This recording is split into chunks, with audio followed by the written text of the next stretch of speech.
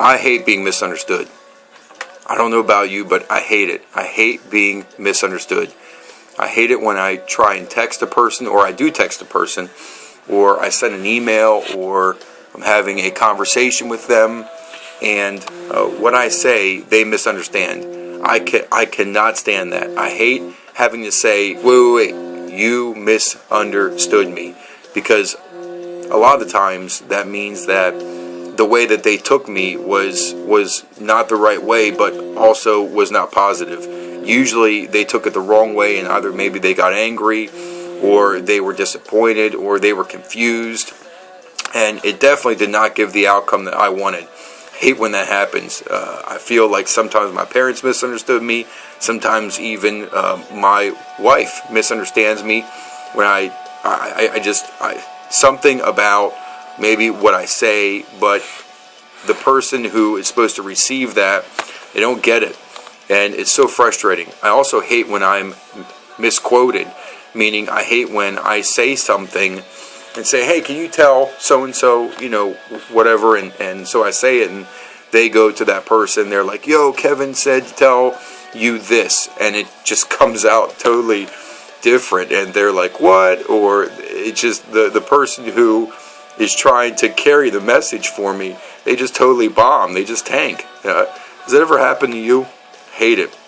I feel like that game in school you used to play as a kid, where you started in the front of the classroom in the corner with you would use a phrase, maybe Johnny has a big red ball or something, and as it worked to the back, it was like, it ended up being Johnny got eaten by a dinosaur, or Johnny was abducted by aliens, or Johnny died or something, but somehow in between the first person and the last person, it got all messed up.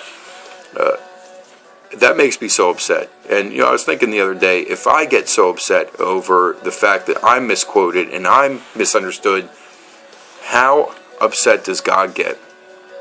Because God is the most misunderstood and the most misquoted person in all of history.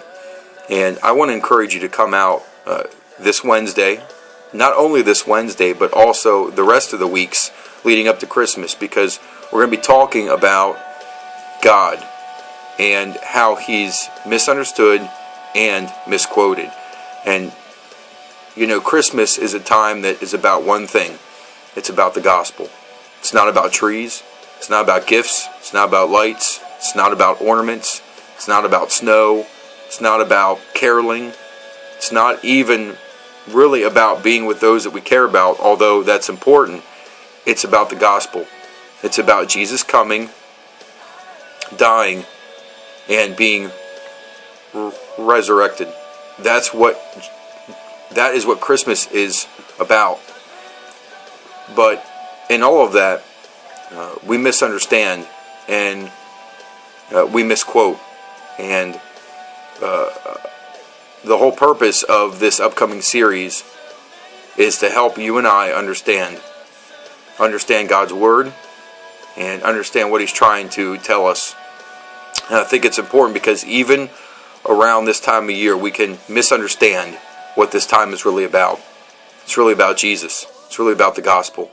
And all throughout history, people have begun and continue to really lose heart of what Christmas is all about. So we're not going to necessarily be talking about Christmas. We're going to be talking about God's Word and how God's Word is the most misunderstood and misquoted book in all of history, and how God is the most misunderstood and misquoted person in all of history.